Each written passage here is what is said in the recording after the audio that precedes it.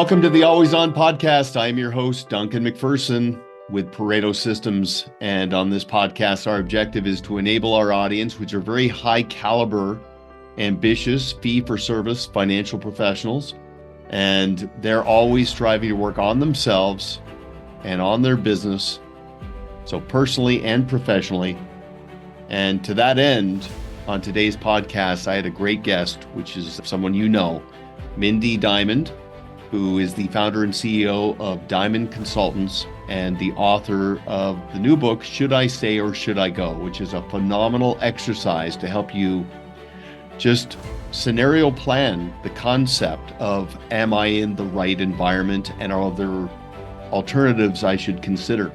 So hopefully you like it. And if you do, please and share with your colleagues. And if you have any themes or topics you'd like me to cover down the road, just let us know. Thanks for listening in.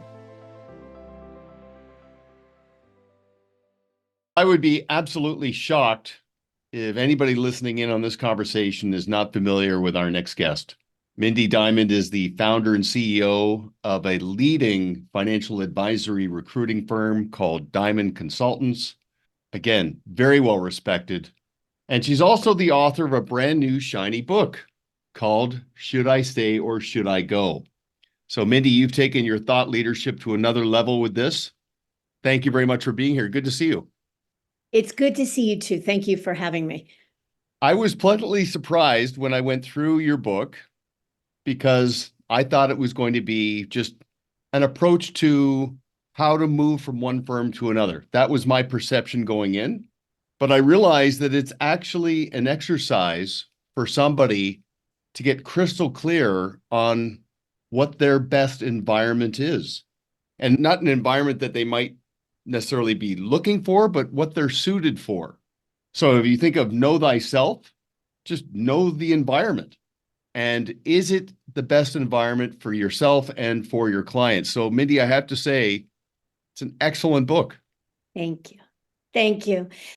First of all, thank you for that. That means a lot to me. And here's what I would say. I agonized over that title for many months because in the end, that is the number one question that every advisor grapples with. Should I stay or should I go at some point in their career? But what I worried about is exactly what you just said, that will people pick it up and say, oh, it's a book where a recruiter is going to talk me into making a move?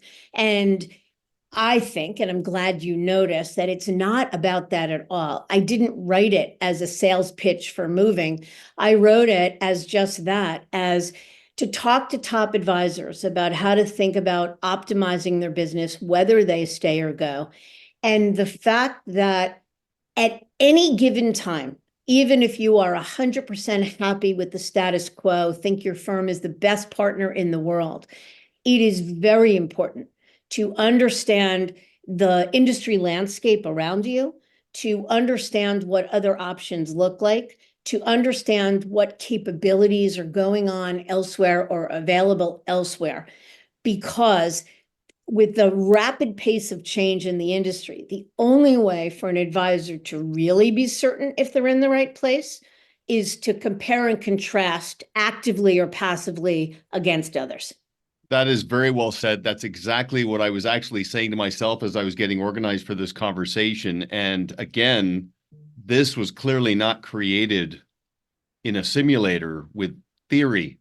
There's a lot of experience that has gone into this. And again, it is a great exercise. Now, again, your addressable audience, they're lifelong planners. So your point about not a sales pitch, it truly is stewardship and helping somebody understand, okay, is there legitimate loyalty fatigue in your current environment? Have you outgrown that environment? Or is your environment its own best kept secret and there's things that you can learn about your environment? And of course, all roads lead to what's in the best interest of your clients. Now, Mindy, I have to ask, is it coincidental or is your necklace with the butterfly sort of emblematic of the metamorphosis that an advisor has from one environment to the next? Completely coincidental. I just happen to like butterflies, but I do the analogy. In our book, I made a reference to the monarch butterfly and its journey when it migrates from Mexico up to Canada, 7 generations to get up here, and then 7 generations to get back. And they've actually tracked that butterfly by the time it gets back to Mexico, lands on the same tree. And to me, that's just the universe saying, hey, no, there's no coincidences. This is a cool environment that we're in. Anyway, that's a little tangent. Here's what I want to talk to you about. I want to talk about your book. I want to talk to you about trends in the industry, because this last 5 years has been mind-bending, especially in your world. And I'd like to talk about some case studies and success stories and maybe some stumbles. First and foremost, I just want to circle back to this notion of being client-centered. Now, when I talk to advisors who come to me and open up about should I stay or should I go, a lot of it has to do with culturally, their current environment is very fixated on products, pricing, performance, and that whole hunter-gatherer pitch book, wallet share, gathering assets, production, I eat what I kill, all of that. And I think a lot of advisors are realizing, look, we've got to take the long view here and be in an environment that is conducive to our clients' evolving needs. I'd like your perspective on that. Yeah, so I think I mentioned that I wrote the book not so that the unhappy advisor would find a roadmap to making a move, but really talking more to the happy advisor, the advisor that's content, that believes they have access to everything they need to best and optimally run their business and serve their clients. Because I believe that every advisor, every quality advisor, thinks of themselves as a fiduciary. And as such, it's always about what's in the best interest of our clients. So I think point one is that if you haven't educated yourself or lifted your head up to understand how the industry landscape has evolved and what else is possible outside the confines, the 4 metaphorical walls of your own firm, I think you're doing yourself a disservice. Not because I think you should ultimately move, but because I think you can't know if you have access to truly everything you need to do it best unless you compare and contrast. And I'll give you a really good example. A very successful wirehouse advisor with probably 30 years experience, who's just about my age, so mid-60s, manages almost 5 billion in assets, generates about 21 million in annual revenue, by all fee-based, high net worth clients, by every metric as successful as it gets. Over the years, I talk to him twice a year, as I do with every advisor I have a relationship with. And twice a year, it's just about educating him. He'll say to me, what else is going on? And I'll say, as of, say, 2 years ago, there's a very big trend where top advisors are looking at the independent space. May not be for everyone, but every advisor, especially the big ones, want more freedom, flexibility, and control. And the way to get maximum freedom, flexibility, and control is to be independent. I no sooner got those words out when he shut me down and said, I have access to everything I need. I have tons of freedom and control where I am. I have everything I need. It's perfect. And I professionally pushed back and said, my bet is there are things you may not have access to, but may not need or may not put emphasis on at the moment, like access to private investments or concierge services or the ability to charge for certain products or certain services that you can't where you are. And he dismissed me on all of it because he's very happy. He's got confirmation bias, and that's fine. We had the same conversation probably 3 or 4 years in a row. But about 3 weeks ago, I got a call from his partner asking if we can meet to talk about what does it mean to be independent? What does the independent space look like? And I'm beginning to feel like while our technology here at our firm is fabulous, maybe there are some things that we're missing. And I don't really know what those are, but I have a sense that maybe I'm missing something. And that's the perfect metaphor for what we're talking about, that they're happy, they're crushing it by every metric, they're doing incredibly well. They even have really happy clients.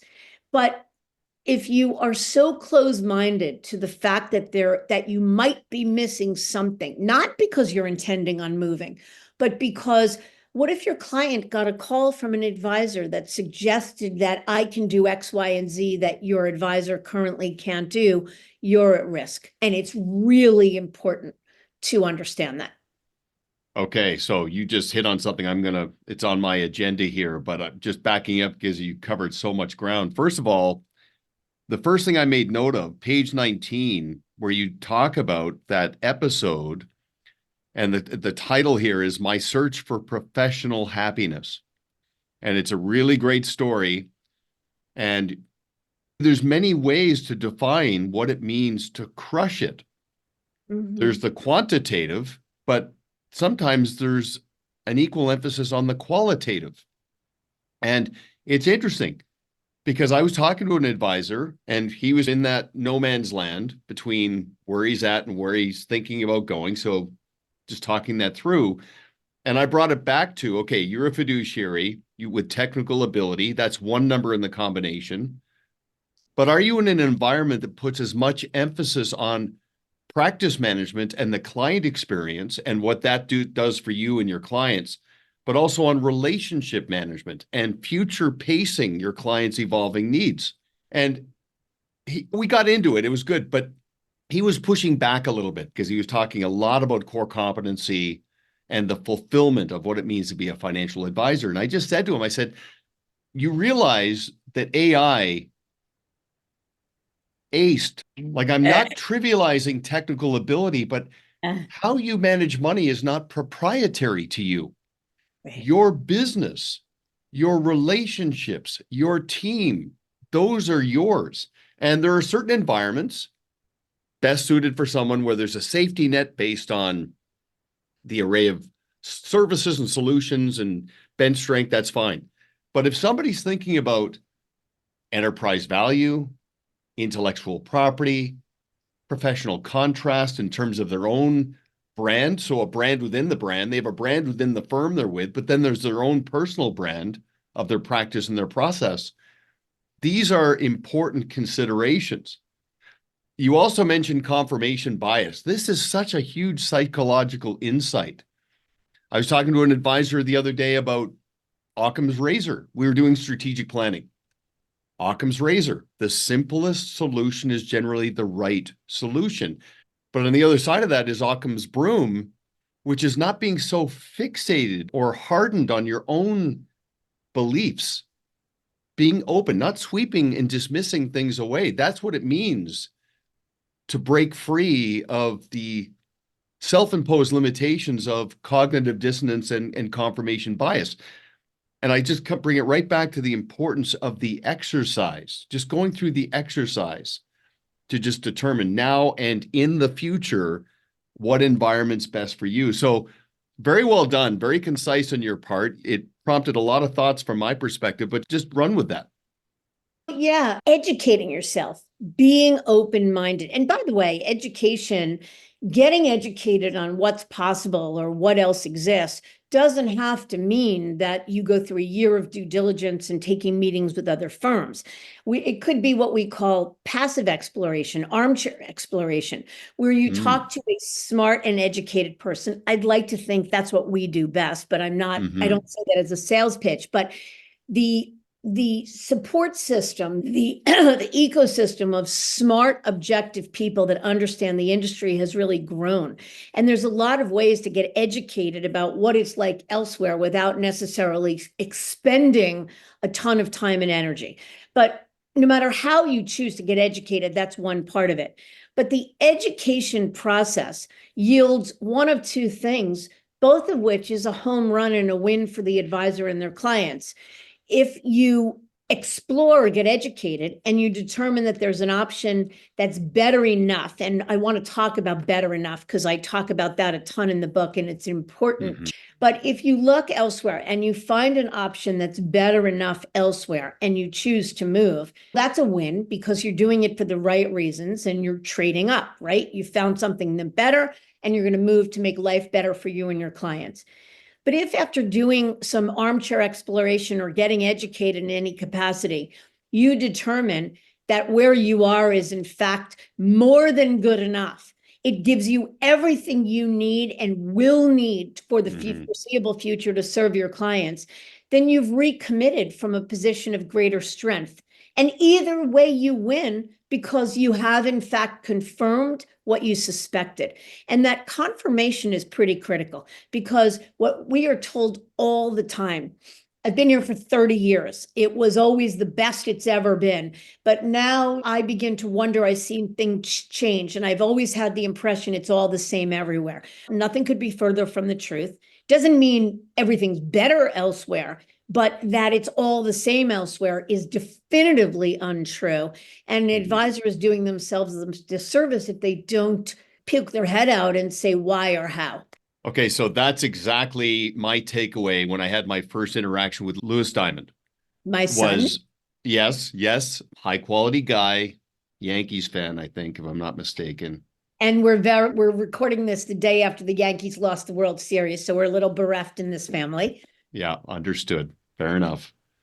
I'm a Blue Jays fan, so I'm in between. Can't help you there. Okay. Yeah, exactly. Okay, but in talking to Louis, I came to the realization pretty quickly that when he interacts with an advisor who's going through strategic planning, it's not a sales encounter. He's not trying to convince anybody to do anything, and which is very important, just to have the sidecar ally or co-pilot in the experience.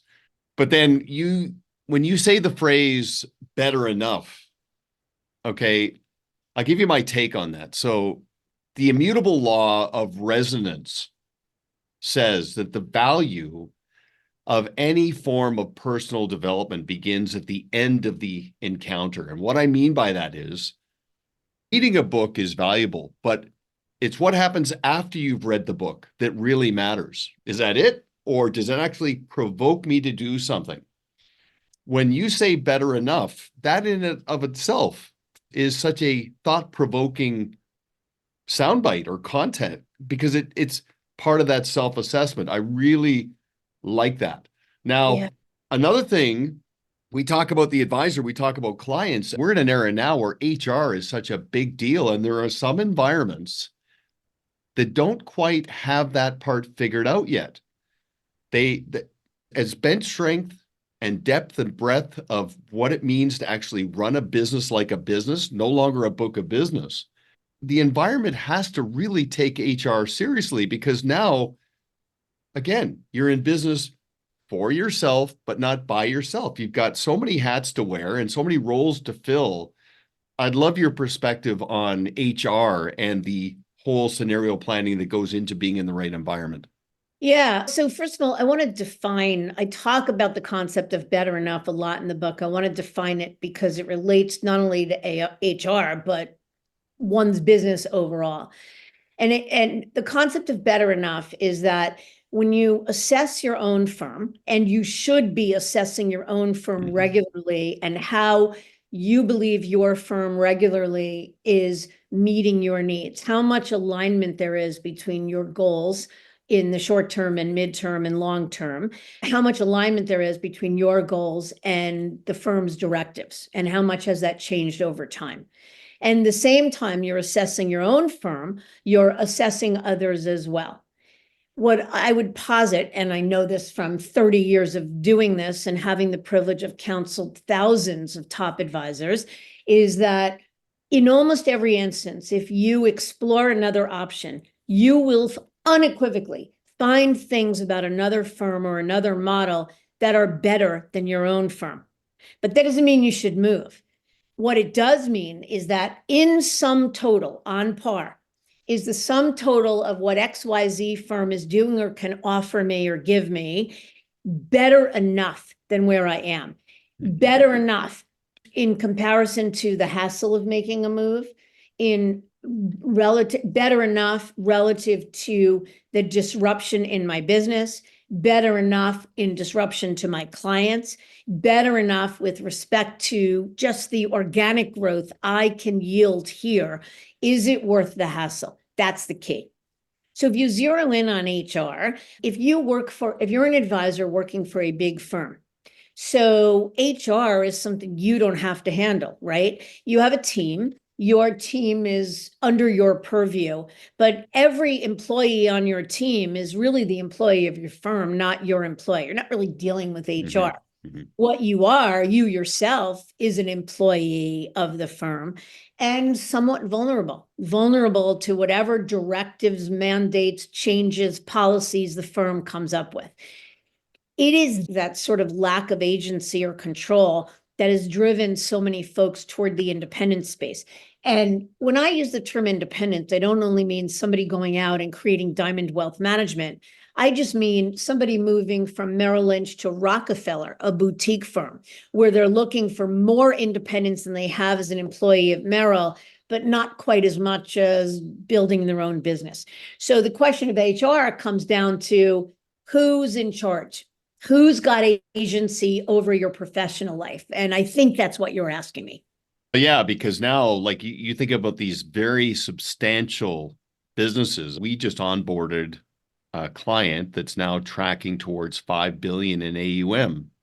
And this team is fully built out in terms of the C-suite, like a COO, CMO, marketing, like everything, every seat is meaningful, accountable, organized. There are some environments that just don't understand that distinction between a book of business and an actual business. So these are considerations, and HR, of course, now with remote work, virtual, all of these dynamics, it's a different world. So these are all considerations. I do want to talk about your process in a moment, but I wanted to ask you something. So AI, and AI hasn't even gotten to the point yet where it's converged with what's coming in quantum and cybersecurity and blockchain. You look down the road in technology, it's going to be seismic in terms of the shifts and changes. But here's what's interesting. So I was talking to an advisor not long ago who was getting ready to meet a very substantial prospective client. He got introduced to this person by an advocate, and we were talking about it. And I said, you know what, just pull out your phone and go into ChatGPT and look at your value through the lens of this prospective client. So I said, just type into chat, I am a high net worth, affluent investor. I've just sold my business, a business I built myself, for $41 million. I'm about to meet a financial advisor for the first time. What questions should I ask to see if it's a good fit? He had to wait about 3 seconds for an unbelievably built out and panoramic response. And then many issues are 2 or 3 questions deep. So with the right prompts, you can really draw out some incredible insight.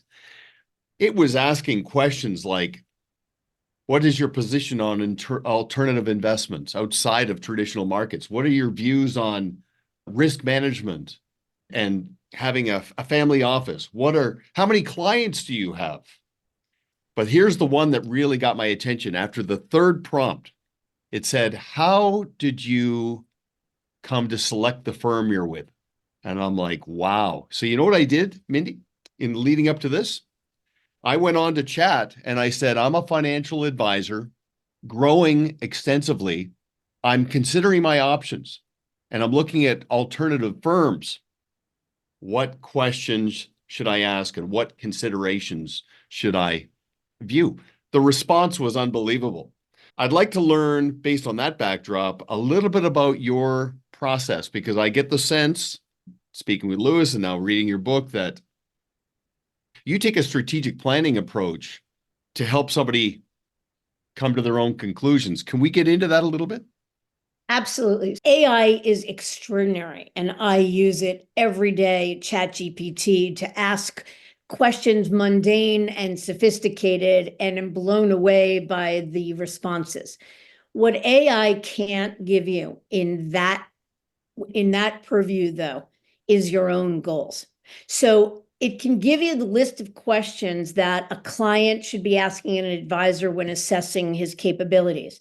It can give you the list of questions that advisor should ask another firm when considering the possibility of moving. But what it can't do is give you the client's goals, what the client's true north is, what's most important to the client. And in context of this conversation, it can't give the advisor's goals. That's an inside job. And no matter how sophisticated or smart AI becomes, it's never going to be able to do that. So any strategic or smart or thoughtful process must start with what are the advisor's goals? What's most important to the advisor? Now, that also takes into account what's important to the advisor's clients. So if I lead with financial planning and I need access to certain mutual funds or investments, I certainly need to make sure that any other firm I'm considering has all of that as a minimum. But that's not what I'm talking about. I'm not talking about investment capabilities or technology. I'm talking about an advisor's goals, such as how important is transition money? How long do I want to work? How do I value more the short term or the long term? How much control and freedom do I want and need? And where I want more, how much more? How important is it to me to solve for certain things? So we can talk more about the self-assessment. But what you're referring to is a strategic process that we take every advisor that we're privileged to counsel through. And that process absolutely it's two parallel paths. It's on the one hand, path one is educating the advisor on what's possible, what's going on elsewhere. You know your firm, but here's what the rest of the industry landscape looks like. And simultaneously, we're asking the advisor to do a self-assessment, whether they choose to do it in writing or just talk to us about it or just in the privacy of their own mind, but get really crystal clear on what's most important. Because here's the problem, and here's what happens very often. Very often, we get calls from advisors, really sophisticated, smart, successful advisors that do the opposite. They don't really take the time to be self-aware about clear on their goals, what they're looking to solve for. They begin to take meetings with other firms, whether it be by offensively or defensively, proactively or reactively. And before they know it, they've had 10 meetings or 5 lunches or whatever it is. Every manager of every firm is trying to sell them on why their model is better than what they have. Mm-hmm. And now they are infinitely more confused and have more questions than they did when they started. If you start with real clarity around your own goals, what's most important to you about running your business, about how to grow the business, about how to serve clients, about succession planning, about 100 things, the more clarity you have, the shorter the list of other options you need to get educated about, because most of them won't be right for you, and the easier and less complex your due diligence process will be, because the answers, what's right or wrong, will be just that much more obvious. And I'm going to assume that the portion of the book from page 45 to about 70, where it talks about critical questions you should ask yourself, and then the meaning behind your answers. I'm assuming that's part of your process and a cascading approach that reveals, based on the individual, what is truly motivating them and what is going to prevent any anticlimax of getting sold based on any overpromise, underdeliver. Due diligence is such a powerful force. Like you think about good decisions coming from a strong position. That I've got to assume that's probably the keystone of your process, is just that diagnostic, and to draw out the motivation beyond just a check. Unequivocally. And you started by asking about if an advisor, I love the question you said ChatGPT spat out, for a client who's considering multiple advisors. A good question to ask a potential advisor is, why did you choose the firm you are sitting at? And a follow-on question to that would be, have you ever thought about leaving your firm? Or what are there things about your firm that you might like to change or wish were different, or that you think you could be doing better for a client? Those are good questions. And the answers to those questions are really pretty critical, because it forces an advisor who hasn't been self-aware enough or willing. We talked early in this episode about the advisor that's closed-minded, that says, I know I have everything I need. I'm crushing it. I'm doing incredibly well. I don't need anything that's beyond these four walls. And a client or a prospect who says, why did you choose your firm? What's implicit in that is, okay, you've been with your firm 30 years. Is what brought you there 30 years ago, still enough? Does it still continue to add enough value? And what are the things that have evolved over time?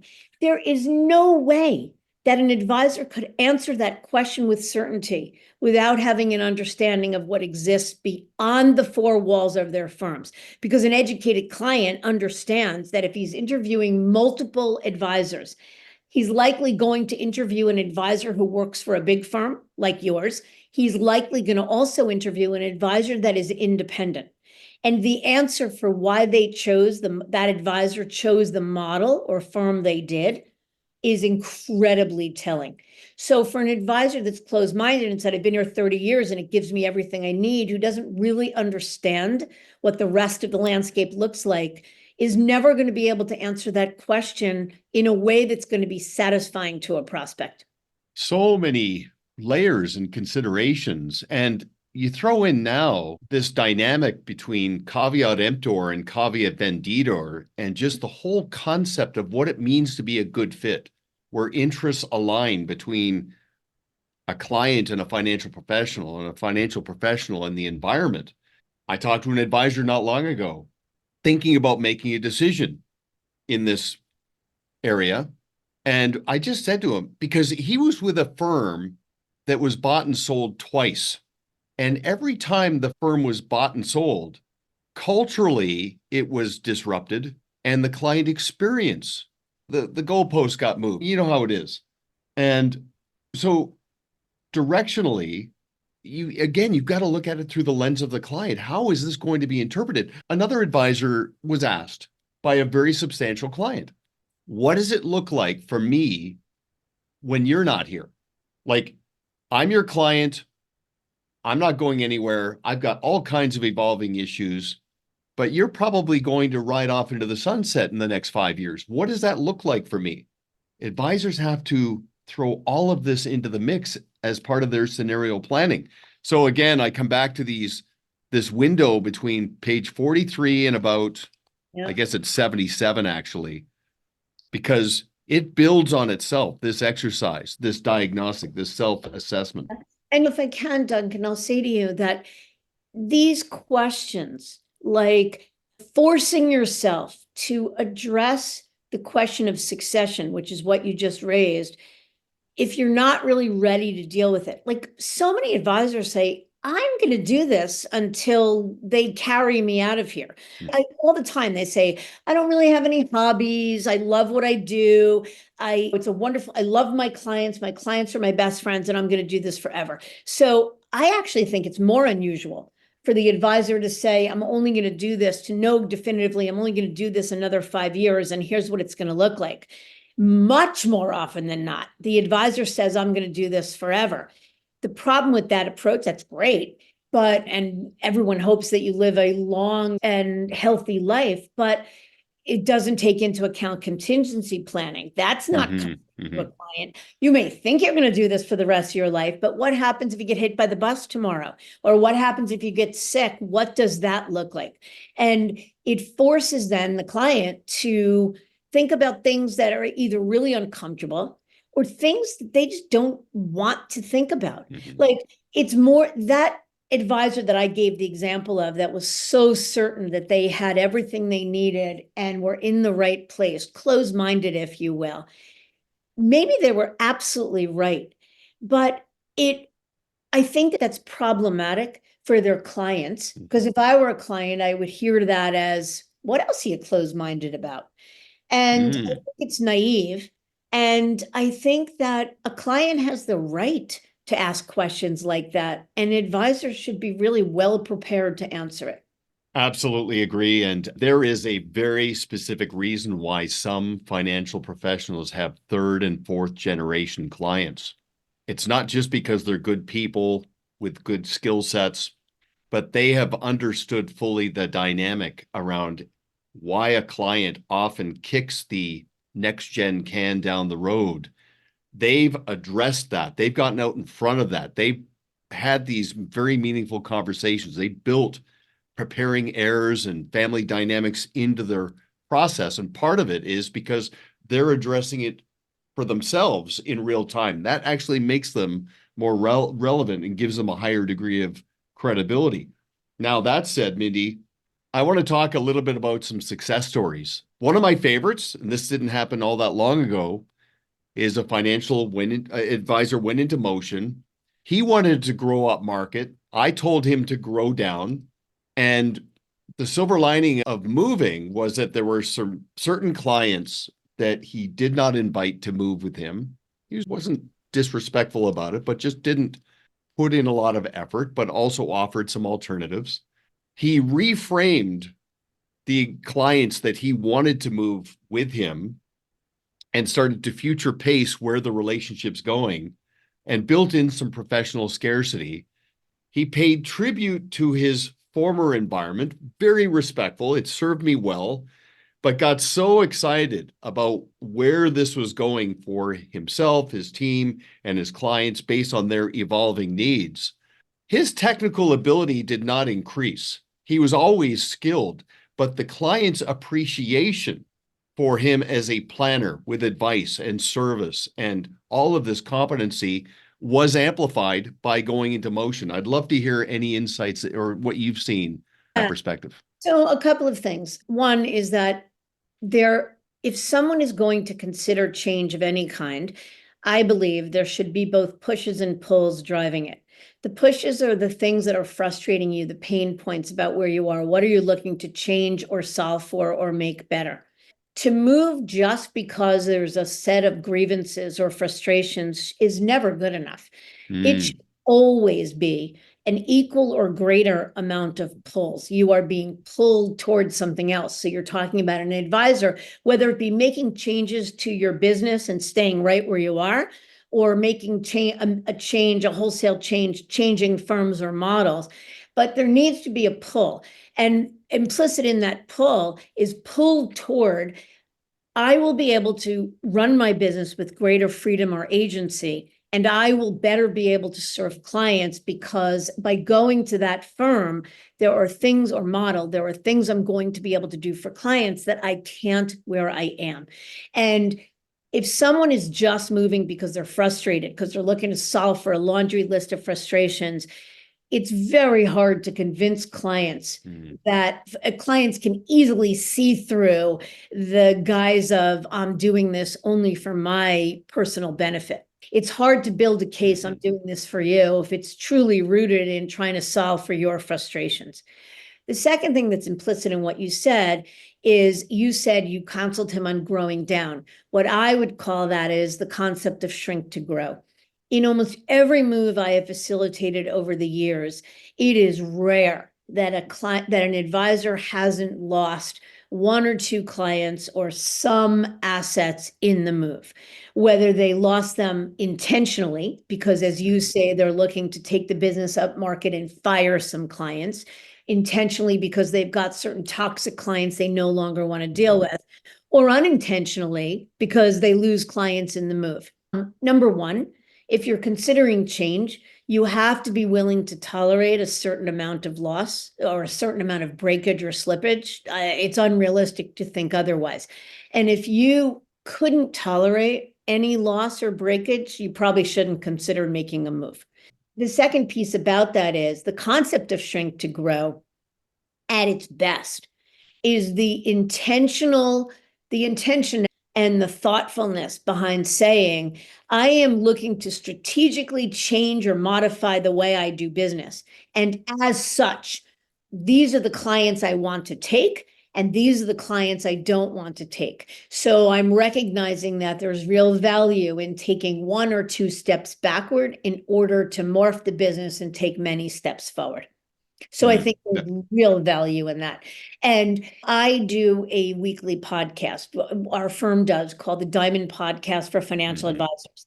And we've had the privilege of interviewing now hundreds of breakaway advisors that have left firms and either built their own or gone elsewhere, and talk about the whys. Every one of them is a success story about recognizing the pain points about where they are, setting about doing due diligence, understanding, getting educated about what the waterfall of possibilities or options looks like elsewhere. First and foremost, getting clear about what their own goals are, what their true north is, what they're looking to solve for. Coming down or getting to a short list of options, determining I only want to be independent or I only want to work for another major firm.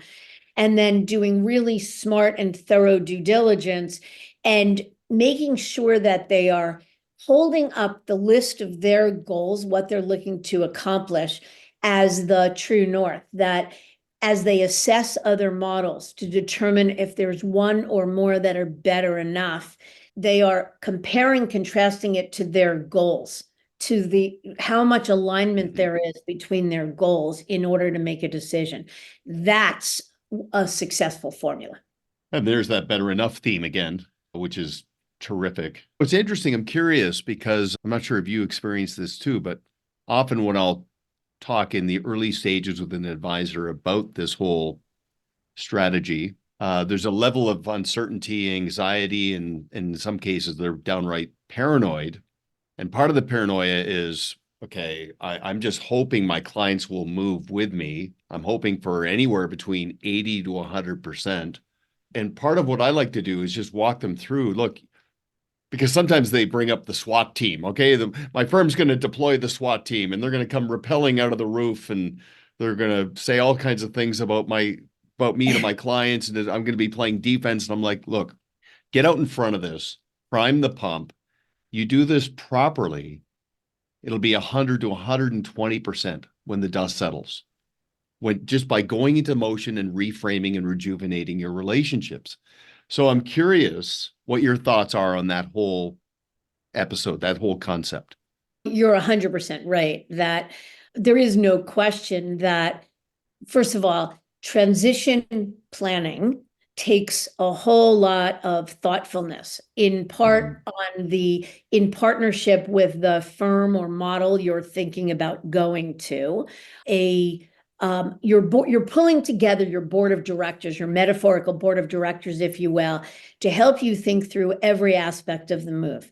Presuming that you have done really thorough due diligence, you're clear on your own goals, you've found a firm or model that meets those goals, you've held the move or the idea of the move up through the lens of what's in it for my clients. Will this be real? Can I really make a strong case that this move is going to be not only better enough for me, but better enough for them? Does the concept of my move hold water for them? And if you've done all that, then no matter what your firm says about you, no matter how much your firm tries to discount fees or whatever it is, if you've done it all right, and most importantly, you've got the courage of your convictions, that you know in your heart that you are making this move not only for your own personal financial gain, but much more importantly, or much more primarily, for the benefit of your clients and then your business overall. You can't argue with that. No matter what the firm says, it's hard to poke holes in that. And when the advisor takes the high road, when they're actually talking to their clients about this concept, and they pay tribute to their soon to be former environment, however they approach it, and then just simply focus on where this is all going and my exhausted due diligence. This is why I'm going here. The right clients buy into that. Okay, first of all, I have to tell you, great book, of course. As a dad, reading Lewis's afterword, that must have hit you in the heart a little bit. It's so thoughtful and well done. I Yeah. hope my kids will say something like that about me. Yeah. Thank you. Yeah, it's almost like hearing your obituary before you die. It was nice. But all kidding aside, when I started this business 30 years ago, If you had told me, my kids were very young at the time, and if you had told me that either one of my sons, let alone both, would not only be in the business, but thriving, loving it, and really running it, I would have thought you were crazy. And I will tell you that my children used to sit with me in the back of my car when they were 10 years old, and they would joke or make fun of they'd hear me on the phone with an advisor and they'd make fun of my script, if you will. And here they are now doing it themselves. So from a personal perspective, it's just so incredibly gratifying to know that this baby I built, meaning this business that means everything to me, is in the care and the steward of not only me, but my next generation that shares my values, that thinks about it the same way. No matter how nice it would have been to bring the kids in, if they wanted to come in and they didn't see it the same way, that this is all about doing right first and foremost by those we're counseling, not about our personal financial gain, and being willing to lose many deals because they're being made for the wrong reasons. If there wasn't alignment there, it never would have worked. So I am one unbelievably proud and grateful mom. I can tell. And I've got a little bit of offspring envy. And I'll tell you why, because my kids are doing great and they're well set on a good path. But years ago, when one of my kids was a little bit uncertain about what to commit to, I said to him, hey, why don't you just come and work with me and just let's turn this into a family business. And I put on a pretty good presentation, I think. And there was a long pause and he said to me, Dad, pretty much everything would have to go wrong for me before I'd consider coming and working with you. Yeah. He was trying so hard to be diplomatic, but it just wasn't for him. And I respected that. And I respect that totally. Mine was the opposite, actually. I was so worried that my kids would come in for the wrong reason that I didn't want to sell them. I never made a pitch. They saw it. They knew what the business was. They knew a lot about it. And if they wanted it, we really left it to them to come to us and say, this is what we want. So it was only after probably 8 or 9 years for my son, Jason, in the workplace. And I want to say 4 or 5 years in the workplace for Lois, that they each came to us independently and said, tell us more about the business. Let's figure out if this is something we could or should be doing together. I wasn't one to take the rejection. So I said to him, look, if nothing else, I'm your plan B. And he said, probably plan Q and Z. Like it's pretty, and we were at that point just of course ribbing each other. But yeah, no, I've gone back at him. I went back at him probably 17 times just to, but no, they're well set. But I do the concept because, again, I keep reminding advisors, who else in business can say they've got second, third, and fourth generation clients? It's incredibly rare. So just remember, continuity and succession, family investment legacy, a big part of the process. The last thing I want to just point out, there's a page 151. It talks about your resources. Pretty substantial. I just want to say, and you can chime in on this too, if you'd like to learn more about this book, learn more about Diamond Consultants, what I see here, there's a QR code, but diamond-consultants.com/book-resources/. Is there an easier way to get to know you and have a conversation and just start that journey? Yeah.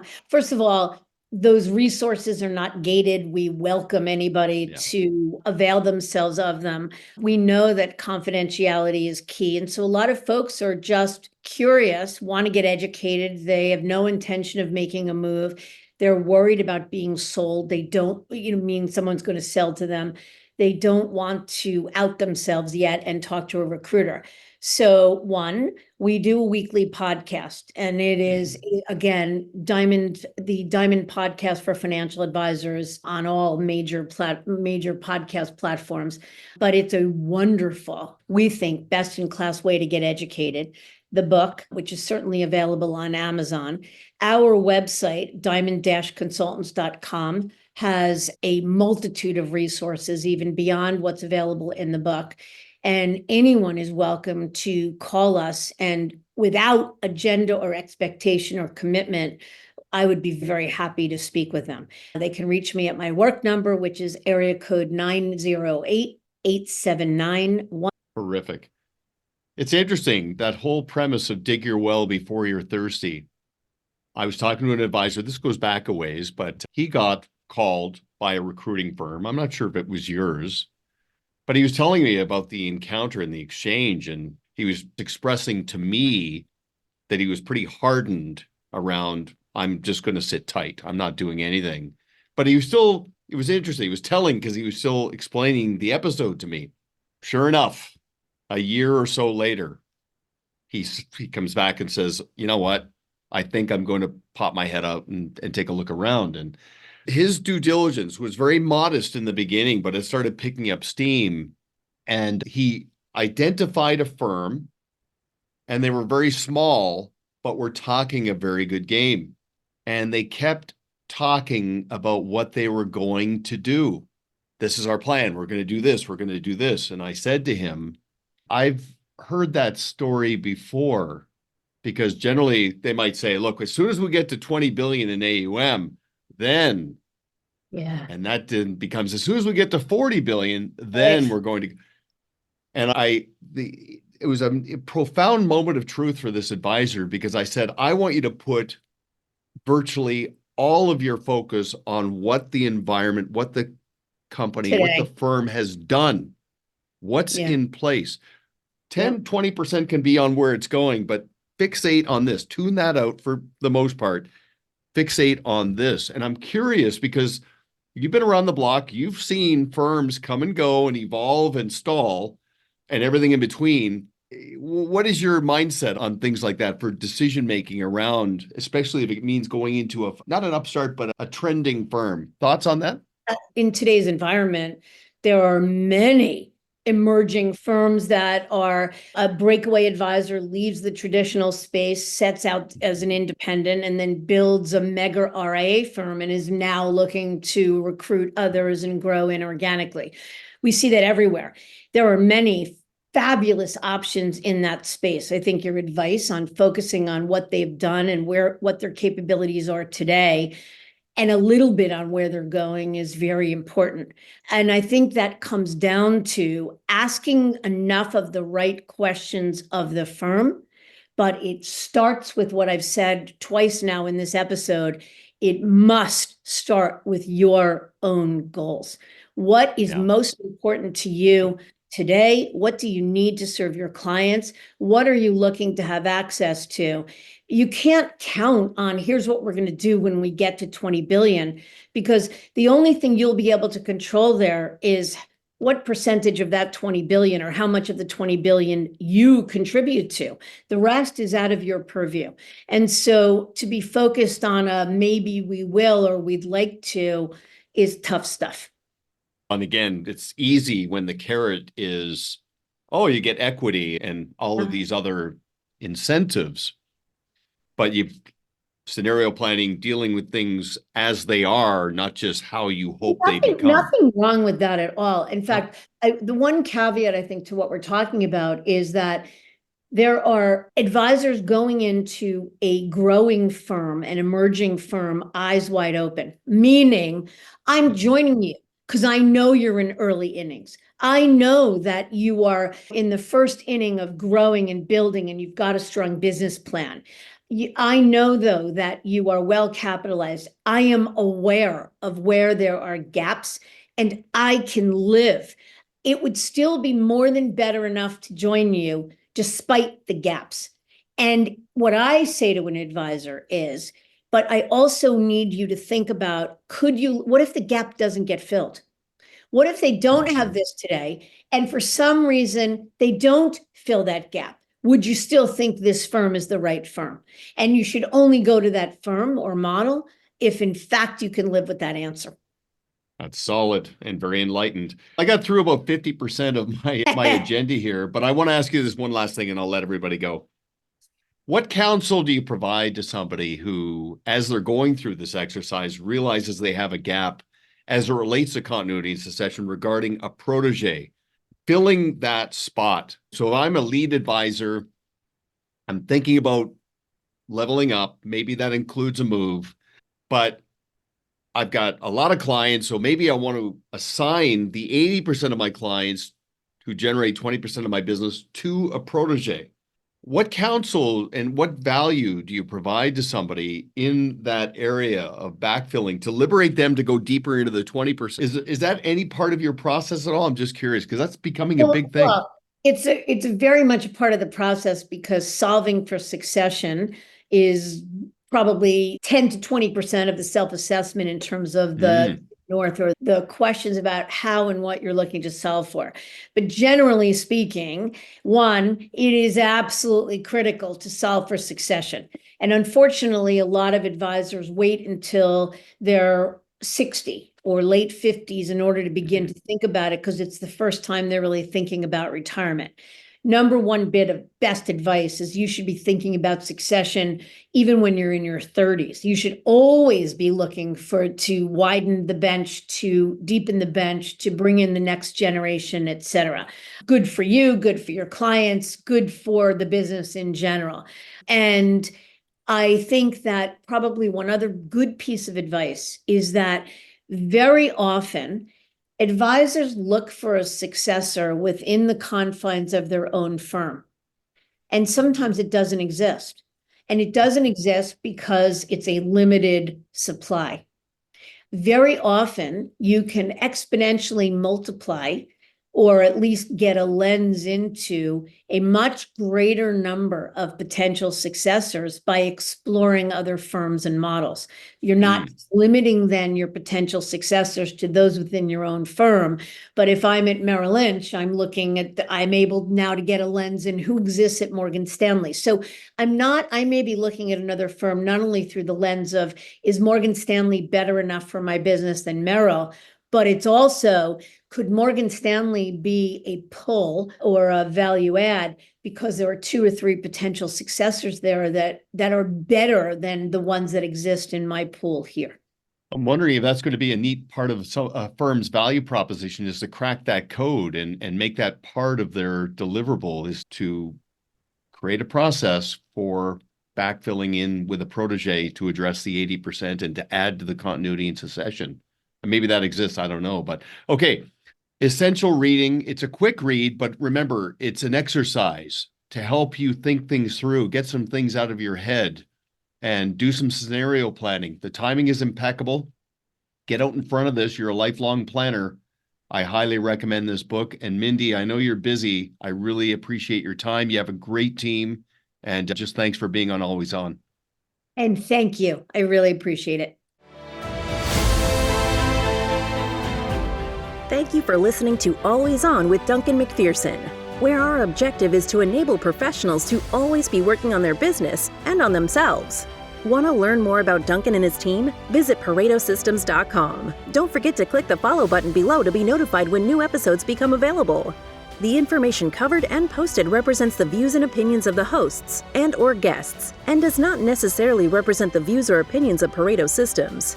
The content has been made available for informational and educational purposes only.